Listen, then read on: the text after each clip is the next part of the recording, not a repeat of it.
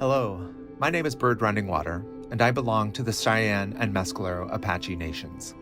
I'm honored to be welcoming you to our reimagined Sundance Film Festival, coming from the Indigenous lands of North America. I'd like to pay a special tribute to the Ute Tribal Nation, the Lenni Lenape Nation, and the Tongva people. We thank them all for giving Sundance Institute our homes. I would also like to honor the Indigenous lands and people from where you are joining us. Please enjoy the show. Ihehet Ahanaka.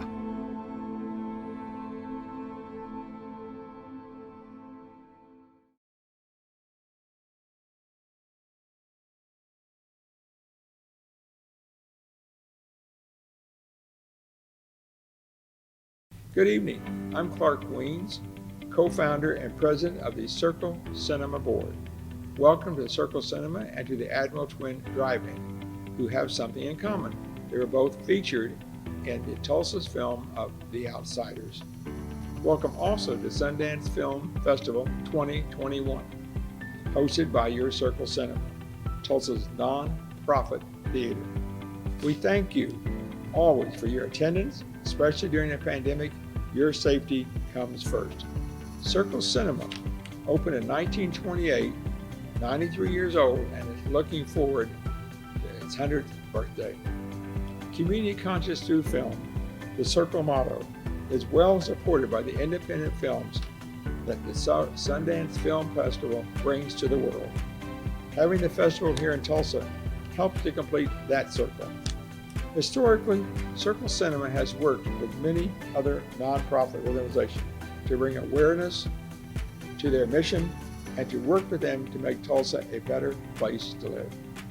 In keeping with that tradition, Circle Cinema is donating 100% of proceeds from the Sundance General Admission tickets to the 1921 Race Massacre Centennial Commission, and will work with them to facilitate actions, activities, and events that commemorate and educate all citizens. Thanks again for all your support in keeping the Circle part of Tulsa's culture now and in the future.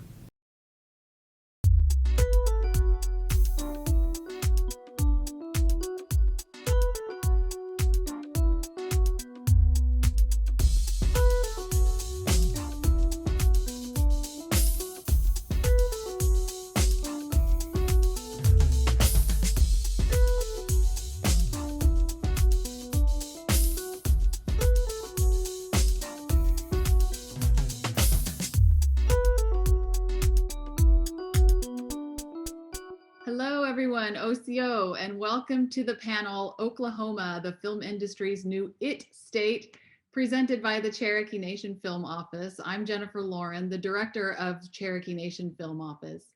Thank you so much for joining us during Sundance International Film Festival, as the festival includes satellite screens across the country, including Circle Cinema here in Tulsa.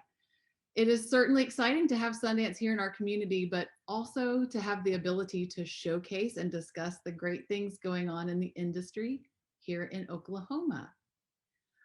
Say hello to all of our lovely panelists, and thank you guys so much for being here. Joining me on the panel today, if you would wave when I introduce you, please. We have Deputy Chief Bryan Warner, Deputy Chief of the Cherokee Nation.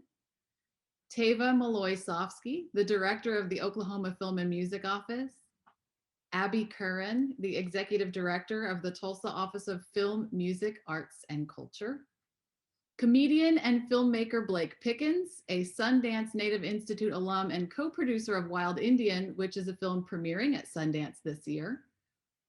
Richard Janes, a Los Angeles transplant who is now head of the Oklahoma Film and Television Academy and Green Pastures Film Studios. Cassidy Lunnen, a film producer who recently moved herself, her family, and her business here from Los Angeles after producing films in Oklahoma and falling in love with our state. And Dylan Brodie, last but not least, an Oklahoma-grown producer and production manager who works on many projects that are both developed in Oklahoma and brought here from elsewhere. Thank you all so much for joining us. I think this is going to be a really nice, well-rounded discussion, and I look forward to hearing what everyone has to say. So in an effort to get more meaningful conversations that really push the Oklahoma conversation forward, I want to start off by quickly going over the basics. So I'm going to list the key factors that we all here know and can agree make Oklahoma really an attractive place to create film and TV projects. It's just baseline stuff. Then we can get to our panelists to move that conversation forward beyond these basic points. So without further ado, the top 5 reasons Oklahoma is the new it state for film and television. Number 1, we're open for business. Oklahoma's governor recognized the film industry as an essential business during the pandemic, and that has allowed us to continue on with film production here, and we have done so successfully. Number 2, our low cost of living in Oklahoma. It's just cheaper to do business here. Number 3, our ridiculously diverse locations. Our small state boasts 12 ecoregions with a little bit of everything from pine tree forests to swamps to rocky plateaus to plains. We have a lot to offer. And we also have several sound stages and virtual production facilities that are beginning to pop up across the state. Number 4, our crew base. We hear time and time again how much everyone loves working with our wonderful and talented crew here in Oklahoma. And finally, number 5, our film incentive. Oklahoma has a 35 to 37% cash rebate incentive, which currently has an $8 million per year cap, and the minimum project budget to apply is $50,000. So that is often the conversation starter. And many times that conversation starts with the director of our Oklahoma Film and Music Office, Tava Sofsky.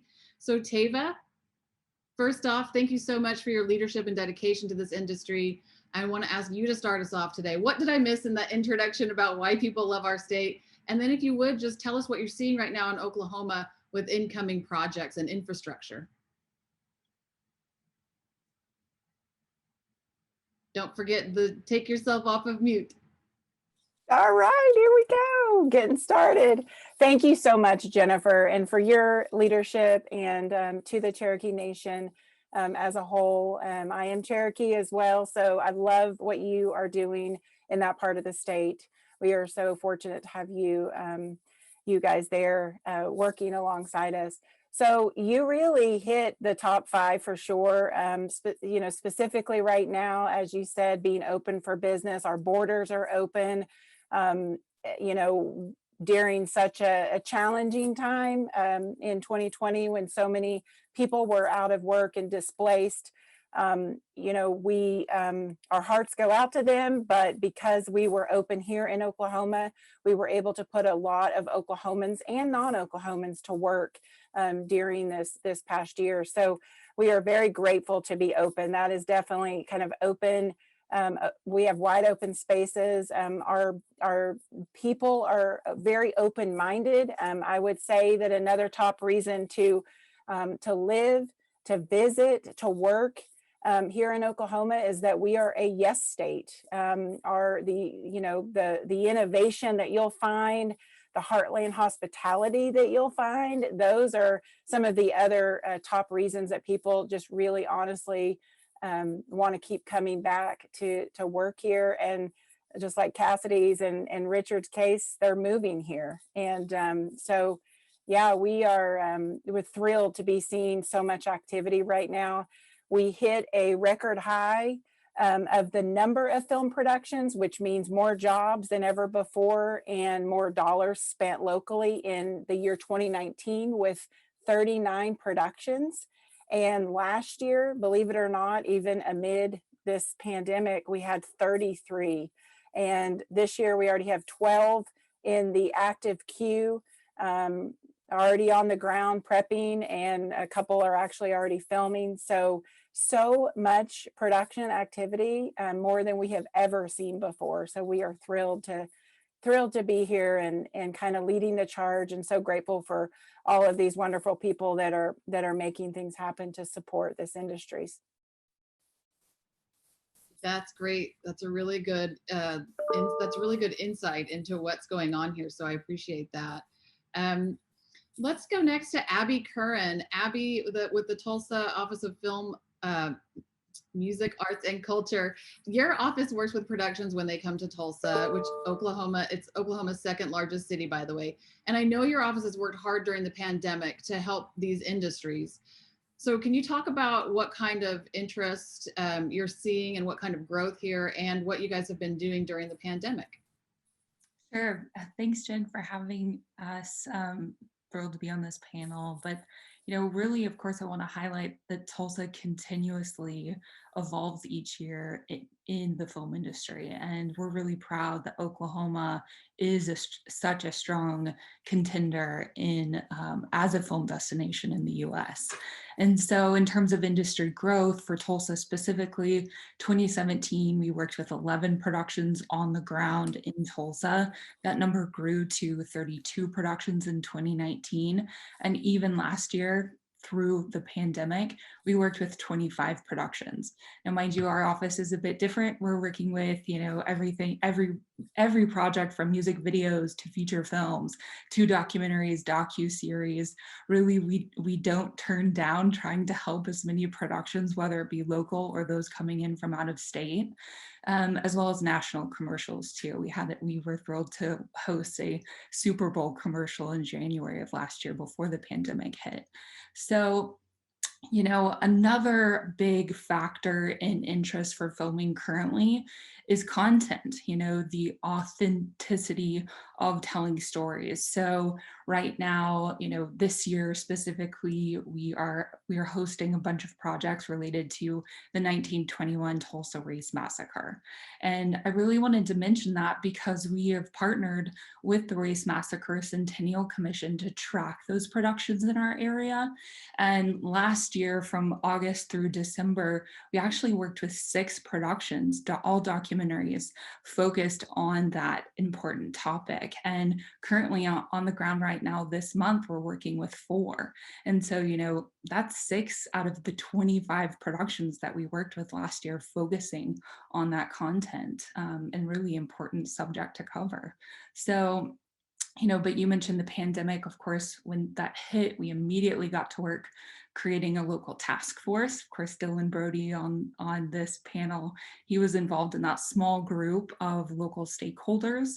And really, we spent the time identifying the needs of our local, really region film industry and just what we could do to help move the needle in terms of getting our film crew back to work. And so when Tulsa County was awarded CARES Act funding, we immediately took action and put together a brand new, unique recovery program for Tulsa. It's called the Tulsa County Film Recovery Program. It's very specific and direct in its title, but we were awarded $137,000 thanks to the county commissioners to distribute into our economy. And so what that meant was we really felt like we needed to focus on these productions getting back to work and helping them with their COVID-related expenses. That's something that really wasn't happening around the US. And so, with that, we launched that in August of last year. And so it really only ran from September through December. And we've awarded 4 productions to date on that and helping really to support the hiring of 380 local film crew members. And so that was extremely important to us to make sure that our film crew and those productions could get back to work safely. And in return, that generated a little over 3,000 room nights at our Tulsa County area hotels. And as we all know, the impact that our film industry has on so many other industries in Tulsa, but also Oklahoma, is huge. So we're really hopeful that we receive more CARES Act funding to continue that program. With the extension, we're able to help a couple more projects this year, but we're hopeful that more funding is made available. But really, what we love about Tulsa and Oklahoma is the returning clients. I think that's important to mention as well. Once someone films here, they have such a great experience, whether it be our locations, our hotels, our film crew, the list really goes on and on. And so, when they want to come back here and film again, that's a huge part of the story. But then in turn, our local talented filmmakers, they want to make their projects here. And so we've got to make sure that we have the resources available and connect them to those resources to get their projects done. So hopefully that answers your question. So much going on. It's just really incredible to hear how many projects are here and the work that we're doing during this pandemic, and being able to help is such a key aspect of this moment in time. I want to go now to Deputy Principal Chief Bryan Warner. So you're joining us from Tahlequah, Oklahoma, where our Cherokee Nation is headquartered. And you and Chief Hoskin have been big supporters of the film and TV industry in our state, specifically in northeastern Oklahoma, where the Cherokee Nation is, for the last several years, which has helped bring some of this infrastructure and these projects here, and future projects, quite frankly, to the state. So what do you see in this industry that moves you to support it? Well, first of all, I want to say thank you, Jen, for allowing me to be here today. And I know that I've met a few of the panelists, and it would seem like we were back in Tulsa at Circle Cinema, and it like the movement was happening, and then the pandemic has hit. But what Chief and I have really been able to talk about is the level that other states have went all in. And when we get to industry leaders like the ones that are on this panel and those that are listening, we take those nuggets that they give us, that information, because you guys are the well that we want to come to see, what direction is this industry going. But it seems like everybody's all in, so why can't the Cherokee Nation be all in? Because we look at Northeast Oklahoma, the Cherokee Nation reservation boundaries, we see, but we have Cherokees that live all over the United States. But in this area particularly, the big thing that we always look at for our stakeholders, our beneficiaries, our Cherokee citizens, is a lot of economic development. Obviously, we try to do things in healthcare and education and all these things, but economic development, oftentimes, it's been tough in Northeast Oklahoma. And I, as a former educator at Carl Albert State College, I always found myself pushing individuals to things that we were all just used to, and it was always it was kind of like a mythological creature that somebody from this area could go, that would have to go to California or go to one coast to the other to find this type of industry and thrive and live. But it's so important that we are able to nudge folks, because this is an industry here is this specific, that education levels do not define how high your ceiling can be. And I think that's ultimately important that we portray that message. But I want folks to understand that this things can happen here. That fairy tale story can happen here. And when we look at jobs, that fall into that economic development, you're talking about accountants, you're talking about lawyers, you're talking about electricians, you're talking about carpenters, for goodness sakes, everybody, clerks, HR, everybody that falls in between it. I don't think people see the enormity of this. At times before, I've used the analogy that the USDA is a huge department in the federal government, and they have like 14 to 15 different sub-departments, and underneath each one of those departments is just a tally of people, a laundry list of folks. And that's what the film industry is, in my mind, that we have so many different levels. And I think it's important that as the Cherokee Nation, as we work with industry leaders, as we listen to those things, I want to have somewhat of an understanding that I can take to my people, because they voted me in a position, they have me in a position of trust. And if I trust in these industry leaders, and I can take back good information that folks can use, and they actually see something. And I think once we start to see these things spring up, the scholarships, the actual films that are happening here, that becomes something tangible for those people to see. They feel like they can reach out and touch that. And is that happening in my neck of the woods? And I come from rural Oklahoma. I come from a diverse background. And as others have stated, you look at the uniqueness in Oklahoma with all the diversity and all the talent pool that has been here and so forth. And I often say, and I'll probably say it again, I dare people to come to Oklahoma, not because I don't think they can survive. I just don't think they'll want to go back to where they came from, because it is such a wonderful place. And the people, the everyday folks that just meet you with a smile, those are the ones that we want to reach out and touch. And this industry, it touches everyone. And I think it's so important that we continue to set our sights really high, make sure that we provide those opportunities. I know Chief and I both, it's an educational journey for him and I to get into these things. But as we do that, we want to provide those opportunities for the individuals out there to see that, hey, you can do this at home.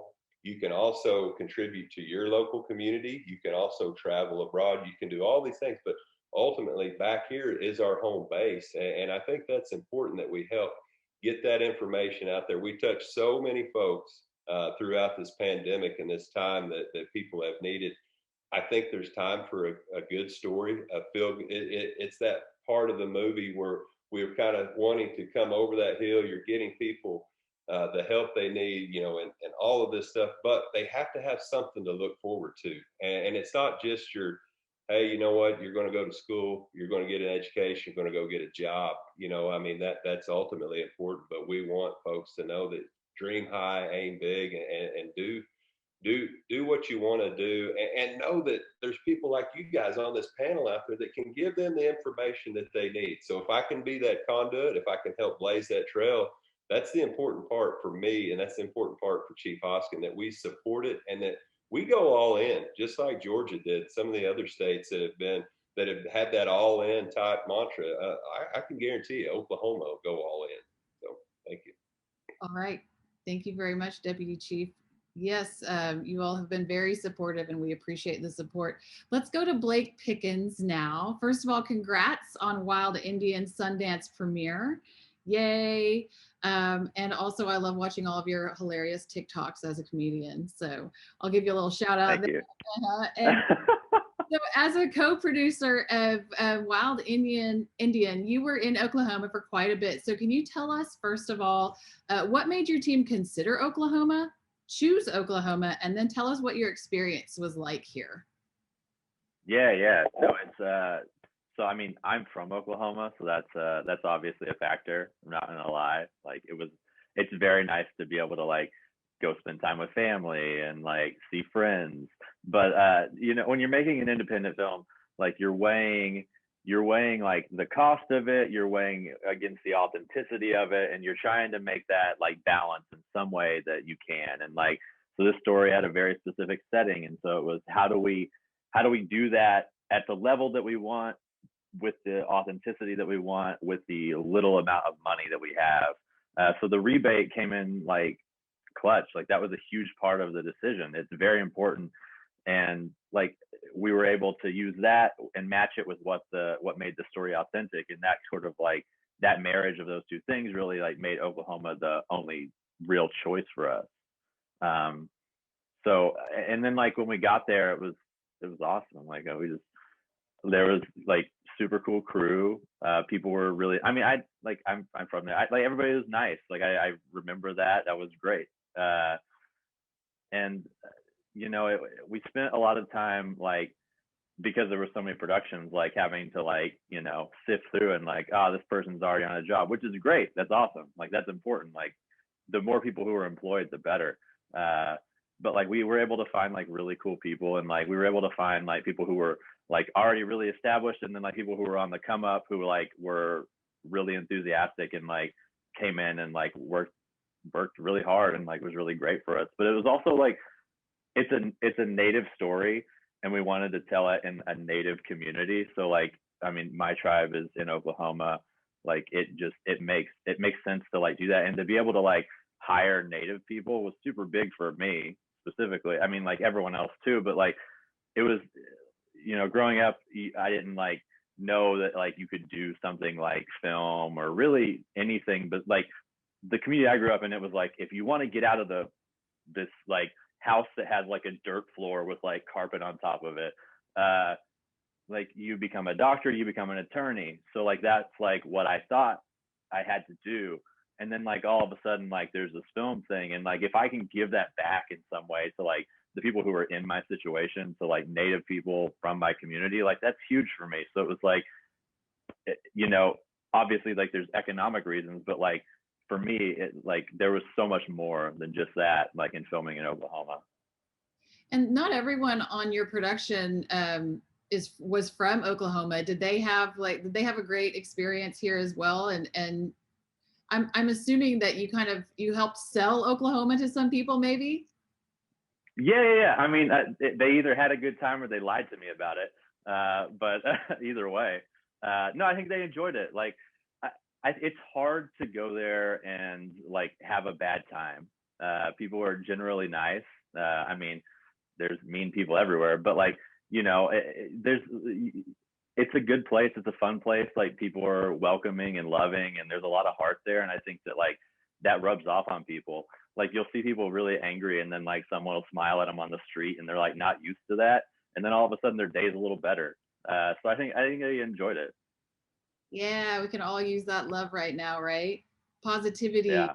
All right. Thank you so much, Blake.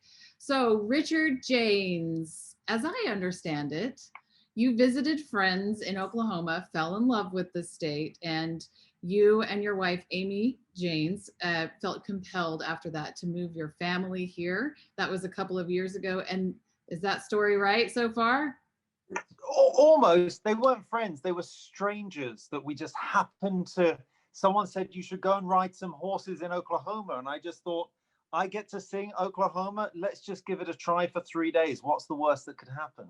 All right. Well, we are so glad you did. And you have been here these last couple of years. You have been really helping to grow this industry here.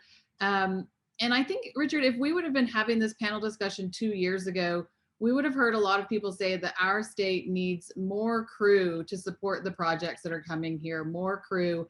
Can you talk about what a difference 2 years can make on that front and what's ahead?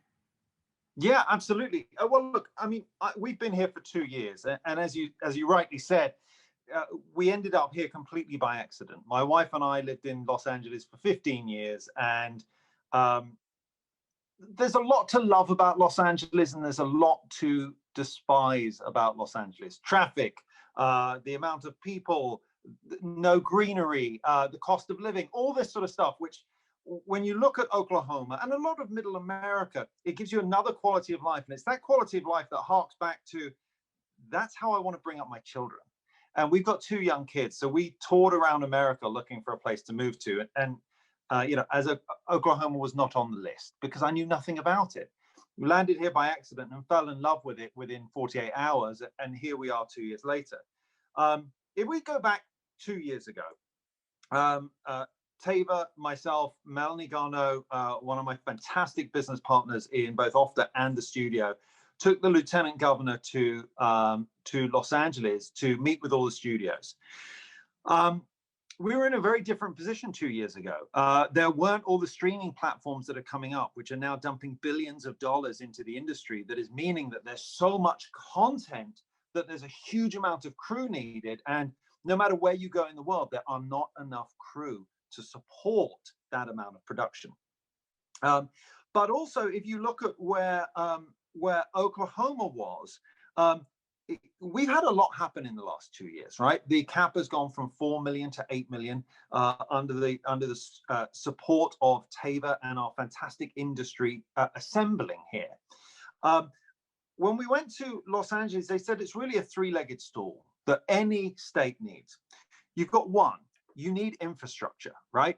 And infrastructure's been growing. We've got companies like Nathan Gardocky Productions, which I think is about 8 years old now, which is becoming a very big rental house for film cameras and lighting.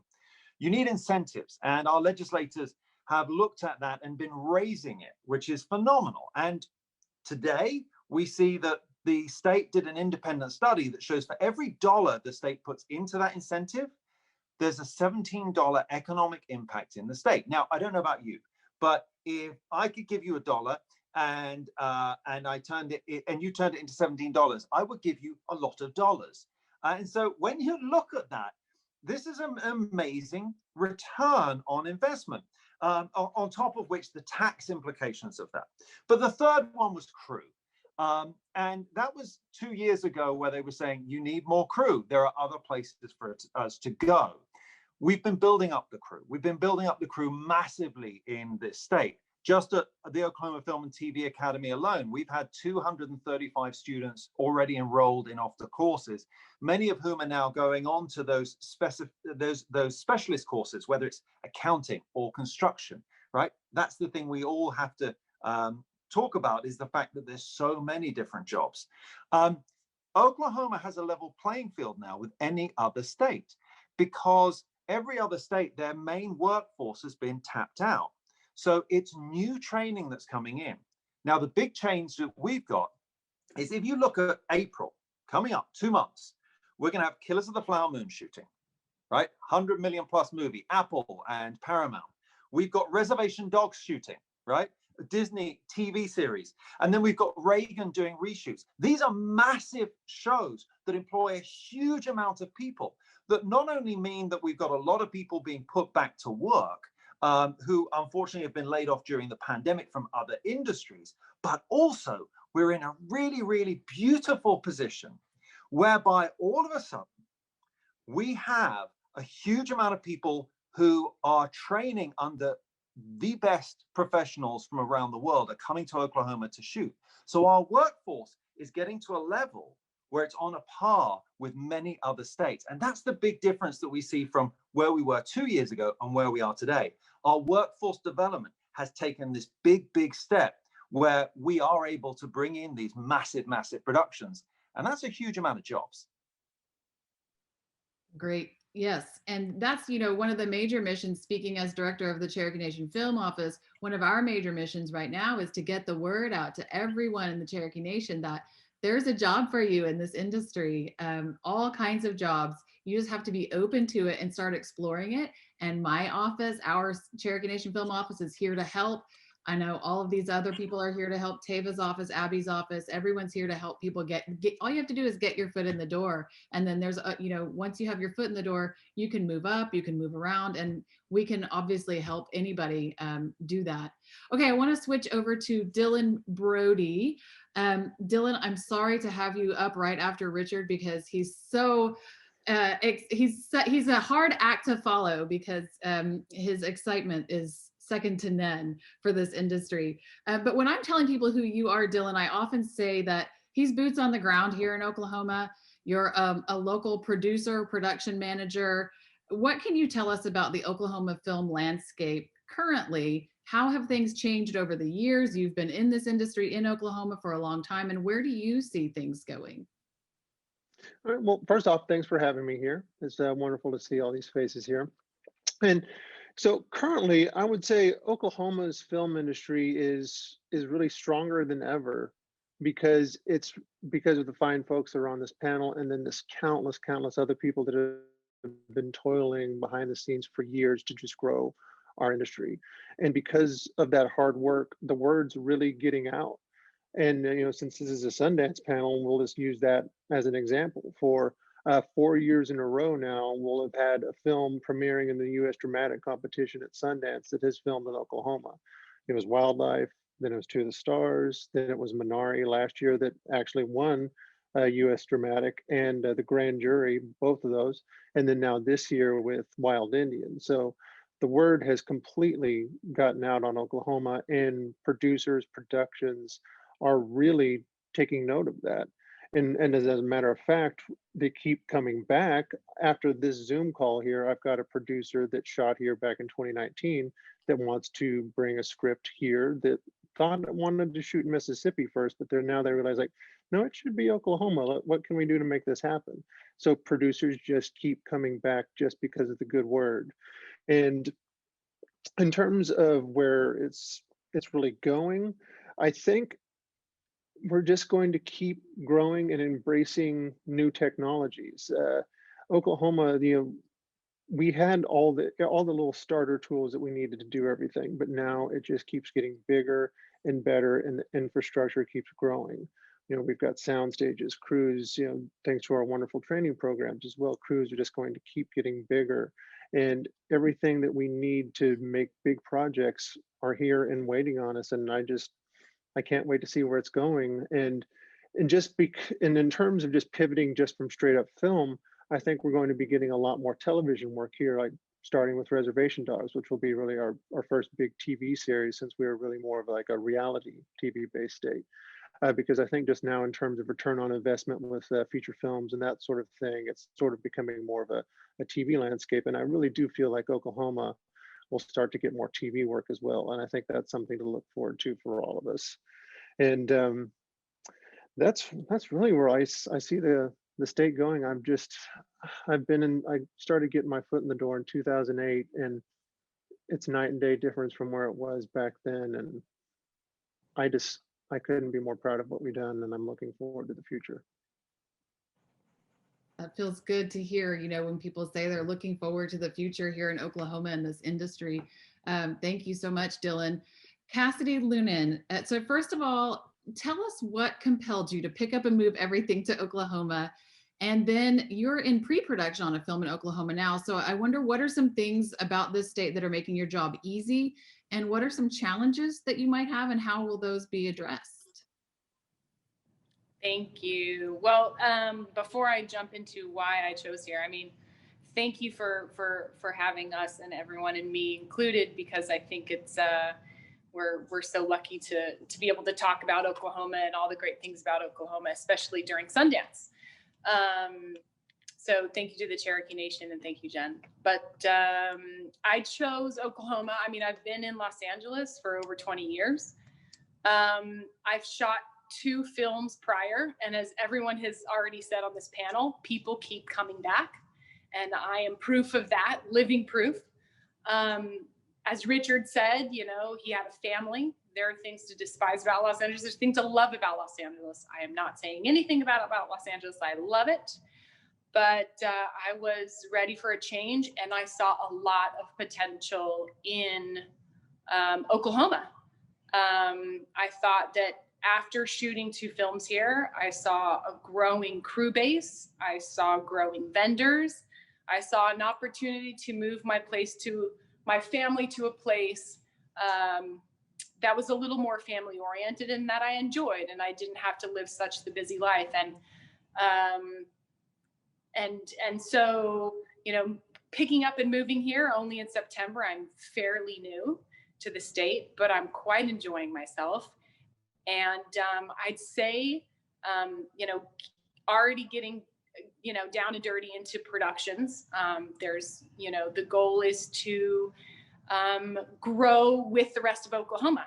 And some of the things that I find to be very helpful for me as a producer, and very helpful to any producer, we're all, some of the reasons, one, the reason producers look at states is, you want to try for incentive to get you out of Los Angeles that has all the convenience. Well, Oklahoma has all those conveniences. The cities like Tulsa and Oklahoma City have all the conveniences, and 10 minutes from the city, you're in rural Oklahoma, and you're being able to shoot, like you said, the 12 different ecosystems. So, there's a lot, Oklahoma has a lot to give.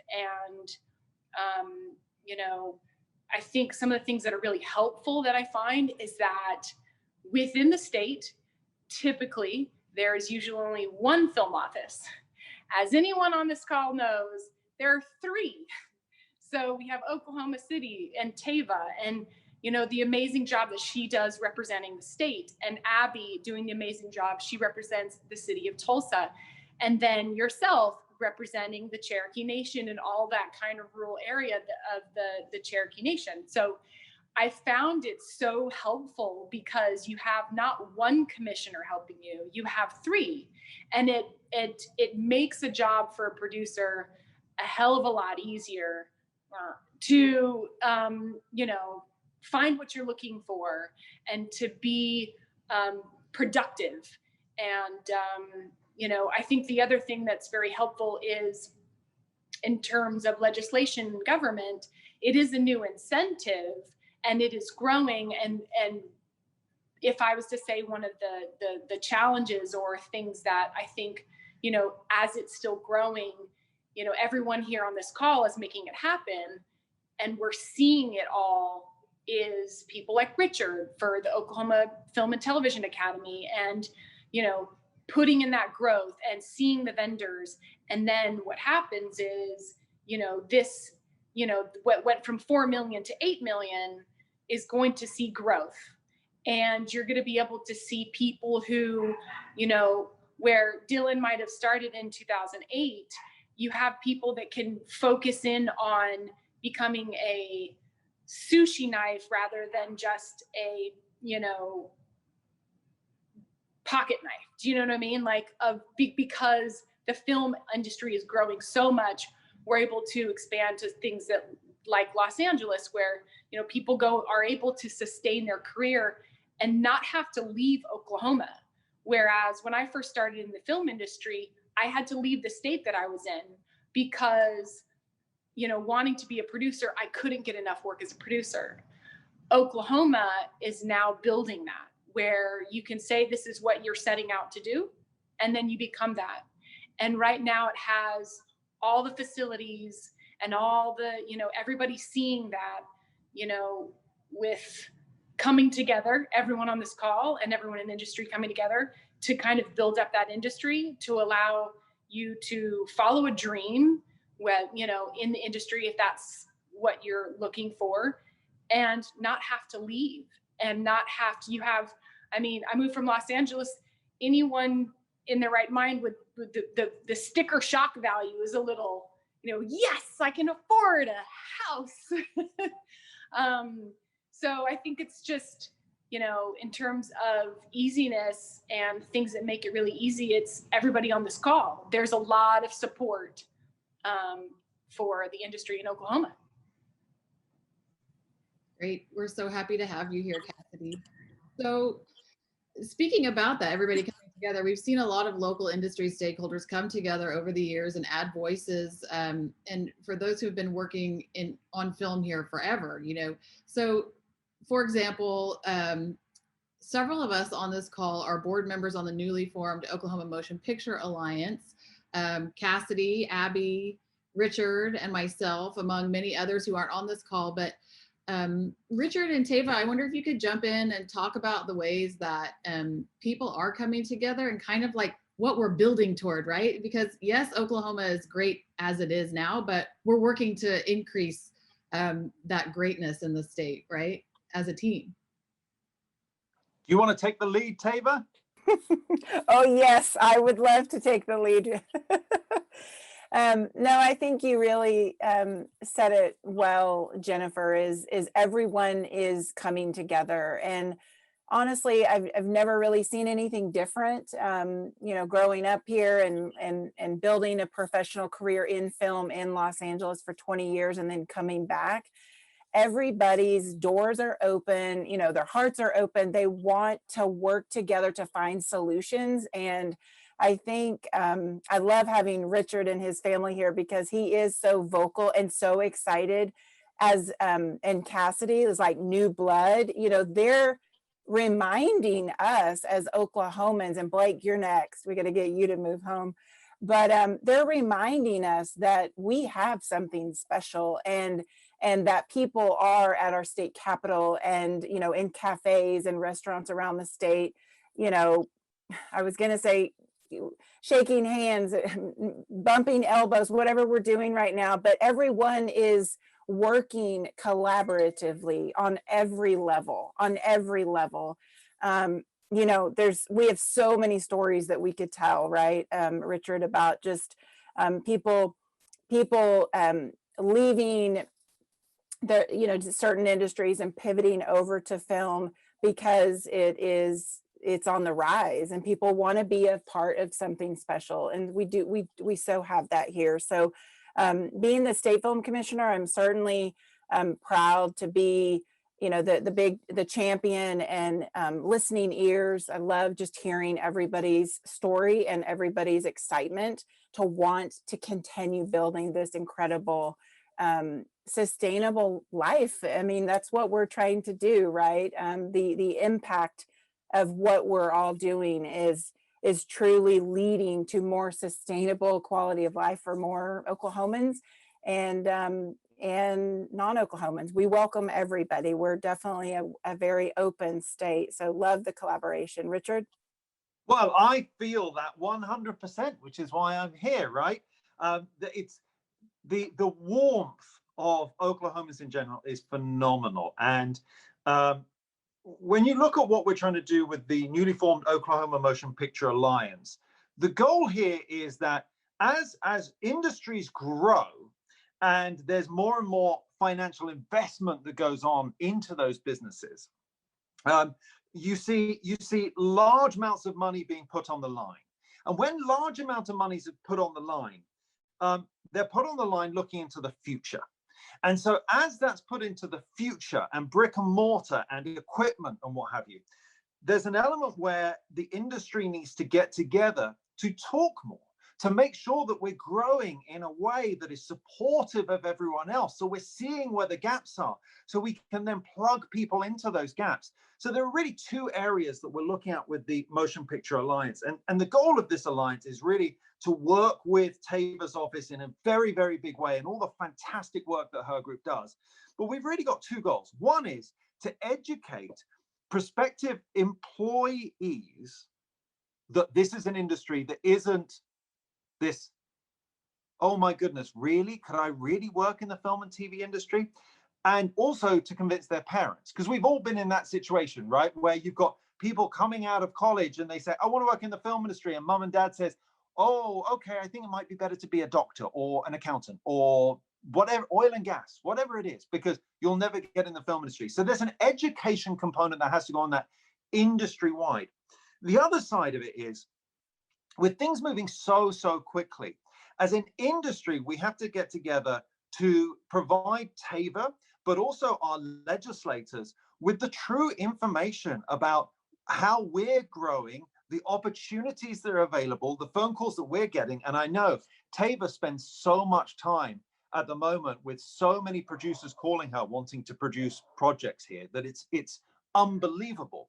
That information has to be communicated with the legislators so that they can see that actually this is a business. It's called show business. And I know a lot of people get caught up in the show side of it, but it is business. It's exactly the same as oil and gas. It's exactly the same as airlines.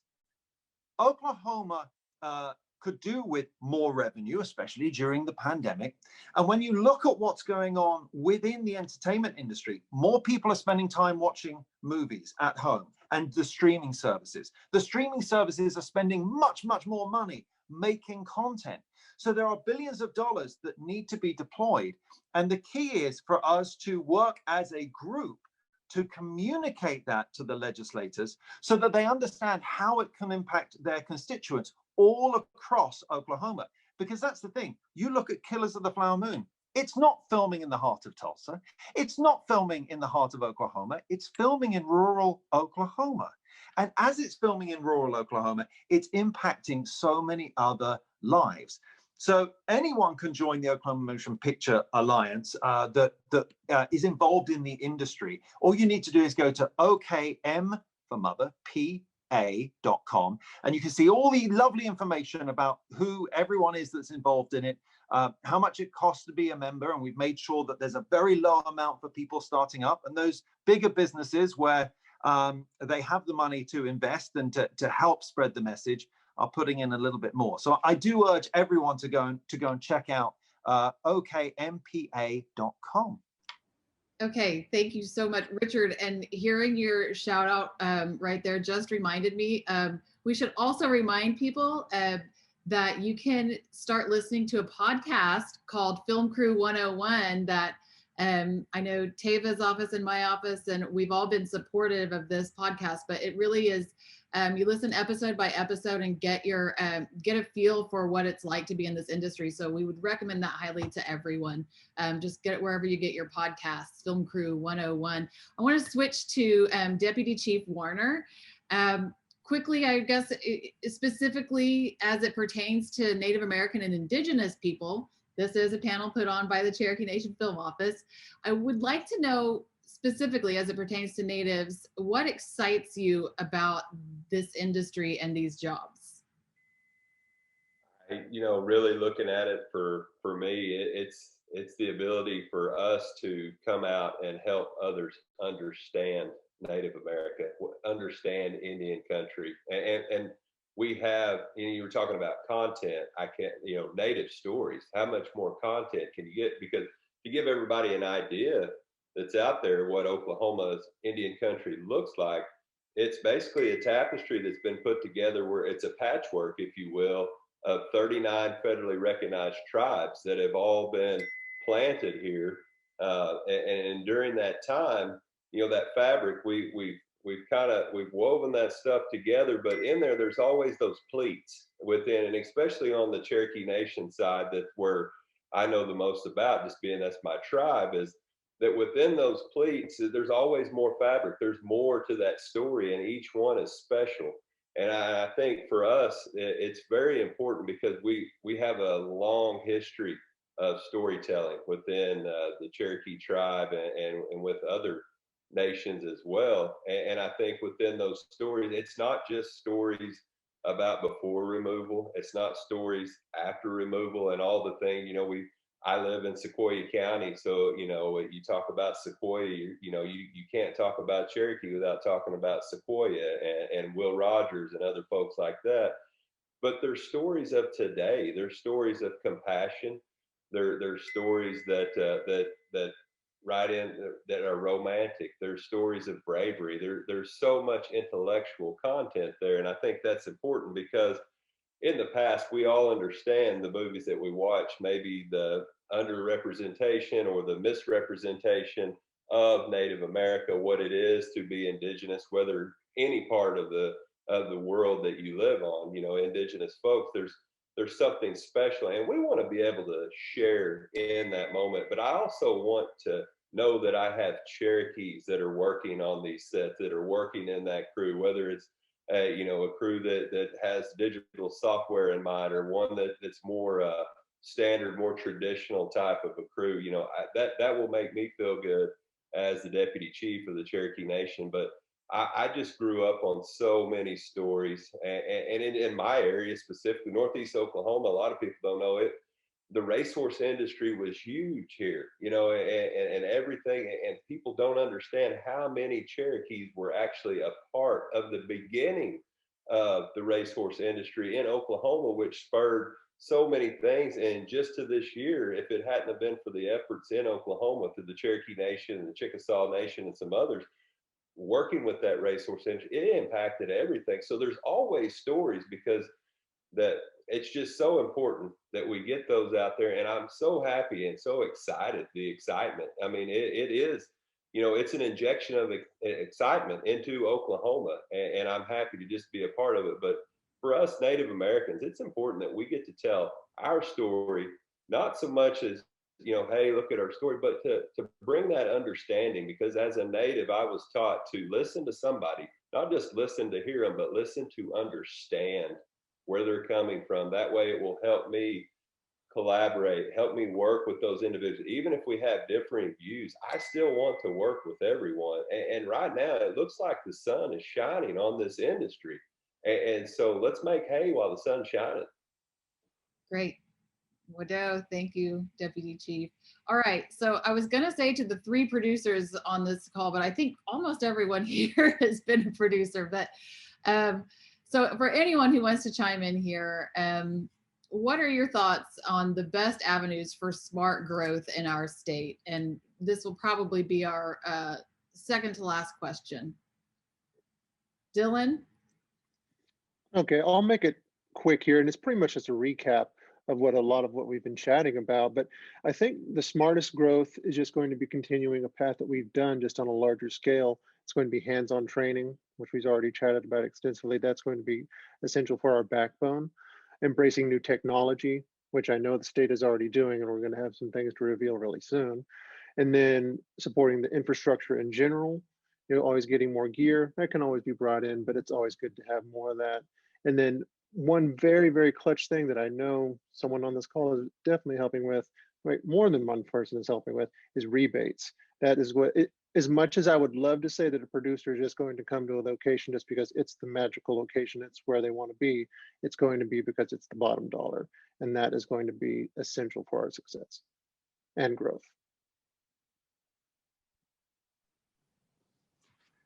I think Oklahoma has a good history in boom or bust, boom and bust, and we are at the start of a boom, and it's a massive boom that the entertainment industry hasn't seen since the advent of the motion picture industry, I believe.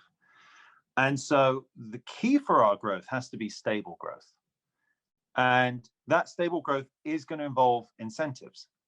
It has to involve incentives, and the incentives have been proven to actually make a massive impact on the state. So there's value there. But it has to be done in such a way that we don't boom in such a crazy way that we struggle. And so the growth has to be very well planned. It has to be planned so that our workforce can truly get the training it needs, so that it can serve these projects. Another area, to the Deputy Chief's point, is that if we want sustained growth, we have to be telling our own stories. This isn't good enough that we have other people coming in from out of town to tell their stories here and then going back. We do have a rich history of storytellers in the state. And I think if we're looking at sustained growth, we need to be supporting and putting time into helping them cultivate their story, understand how to adapt these fantastic stories they have to the motion picture industry so that they can be seen all around the world. So I think they're really the two areas for me. We need to look at carefully sustained growth, which is 100% based on an incentive program that is going to allow for that growth and meet the, I don't know, I can't remember exactly what the figure is, but there's a lot of money sitting here on the border of New Mexico at the moment waiting to come in. We want to make sure that that comes in, and it comes in an orderly fashion. But we want to make sure we're investing in our stories too. Great, thank you. Cassidy? I think everybody's pretty, I think everyone's pretty much said everything. I think the only thing to add of the growth that we need to see is let's get those airlines to book more flights. We're not a flyover state. We're not flyover state. No, we are not. I appreciate that. Okay, well, let's wrap it up here. Does anybody else have anything you'd like to add? I'm going to give Deputy Chief Warner the final word, as this is brought to us by the Cherokee Nation. So Blake, anybody before we get to Deputy Chief, does anybody have anything to add? Yeah, I mean, I'll jump in. From like someone who's on the outside now looking in, I mean, the most important things are, right, for like someone who is looking at it from like the raw numbers is like, is the rebate there, which it is, and then like, is the crew there, which I know y'all are working on, but I know that we did, like when we were doing things, like there were times when it was like, oh, are we actually going to be able to find the crew to do this? And like, you know, you start panicking. You're like, did we make the right decision? Like, are we going to have, is it going to end up costing us more because now we're going to have to bring someone in to do this? So I think that's like, as far as smart growth goes, like crew is going to be the real big factor and real limiting factor on how many people can be shooting at once with like the amount of experience that you want to have, and especially in department heads. If I could jump in, sorry, go on.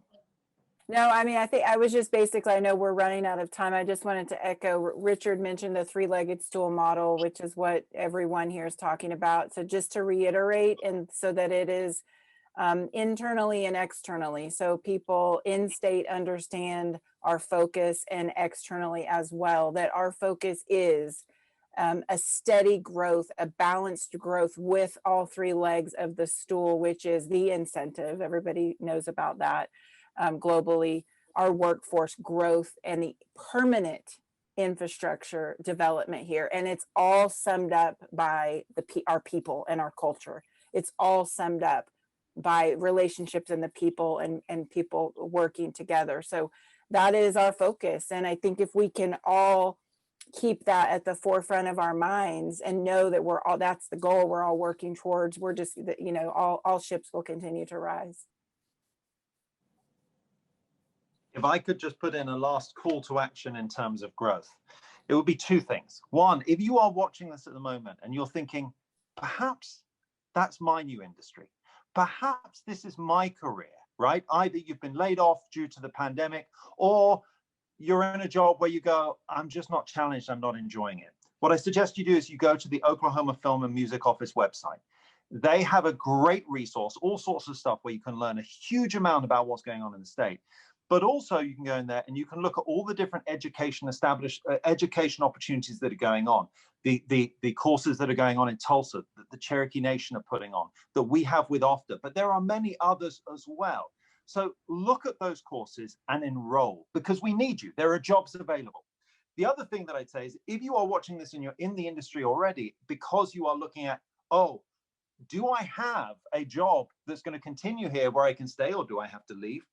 What I urge you to do is write a letter and phone your local legislator and tell them about your career, or your son and daughter's career, or your friend's career, and tell that story to them and thank them for the investment that they've been making over the years and the big decision that they have coming up in this legislative session to continue to support the financial incentive that the state offers. That's really important, because without you all reaching out to your local legislators, they don't know the impact that it's making. So if you want to be in the industry, check out the Oklahoma Film and Music Office website. If you are in the industry, write to your legislators. They're my two for growth. Wonderful. All right. Thank you very much. Deputy Chief Warner, close us out here. Well, I'd like to just say, from Chief Hoskin and myself and the entire Cherokee Nation, I want to thank each of you for coming on. And one thing that I know about steady, balanced growth, it takes education. And I think today you've educated me. You reminded me of some of the things that we need to push for. And Jen, I just think you're a rock star. You're absolutely always fabulous. And you're warm, you're welcoming, just like Oklahoma. And so let's go out there and let's do what we do. And also I'd say, a big wado, thank you for all you guys are doing it. And let's keep going. And hey, like I said, the sun's shining. Let's go make some hay. Let's get this done. So I love it. Thank you so much. Thank you so much to all of our panelists for being on today. And if you're watching, please visit the websites that have been mentioned here. And I'll add to that, cherokee.film. Plenty of resources there as well. If you're a native, you don't have to be a native living in Oklahoma. You don't have to be a Cherokee Nation citizen. Any native of any tribe, if you are a Native American, please check out our website. We have lots of resources there for you. All right. Thank you all so much. It was great seeing you. And thank you so much to Circle Cinema and the Sundance Film Festival 2021. I know it's going to be great. Wado.